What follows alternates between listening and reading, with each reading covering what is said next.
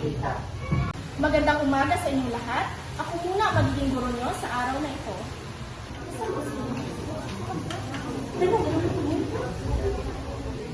Binibiling Adelina, nasaan mo pala si Ginang Maria?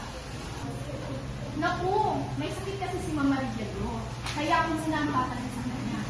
Maaari bang makita ang mga notes nyo kung saan banda kayo hindi nahigo?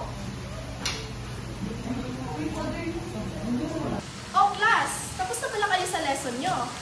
At exam na lang ngayong quarter ang hinihintay nyo. Uy, may pa-surprise pala sa atin si Ma'am Maria. Oo. Tapos na pala tayo sa lesson natin. Hindi niya po sinabi ng Friday. Alam niyo pa ba yung sinurprise natin si Ma'am? Hello!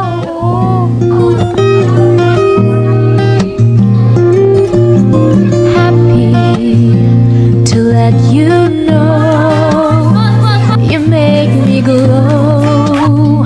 I feel so good, it's true. So glad that I have you.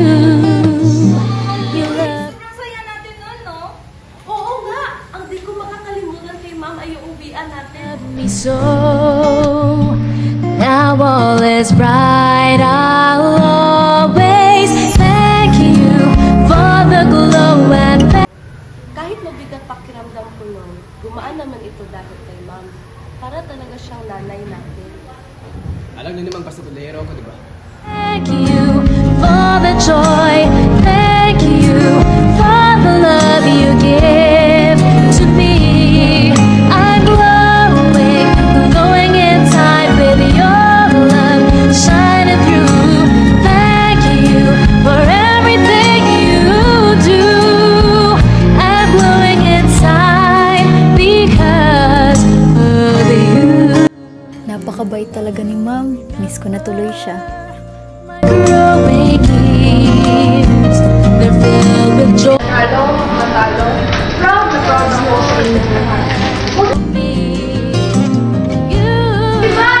na! Anong oras na to? Bukas na naman yan, ma'am. Bago pa naman yung panahon eh. Oo, okay lang. Natutuwa kasi ako sa mga bata eh.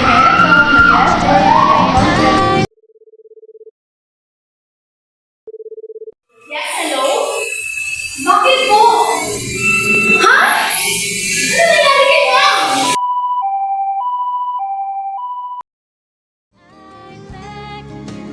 For the glow and thank you for the joy. Thank you for the love. Hi, ma'am. Natatandaan niyo pa po ba ko? Ba't naman makalimutan yung paboritong batch ko? Nak, kailan pinagbago mo? Marami talagang pagbabago pag may naniniwala sa inyo. Ma'am, maraming salamat sa paggabay, sa pag-abot na ng mga pangarap. O siya, ano pang ginagawa niyo dito?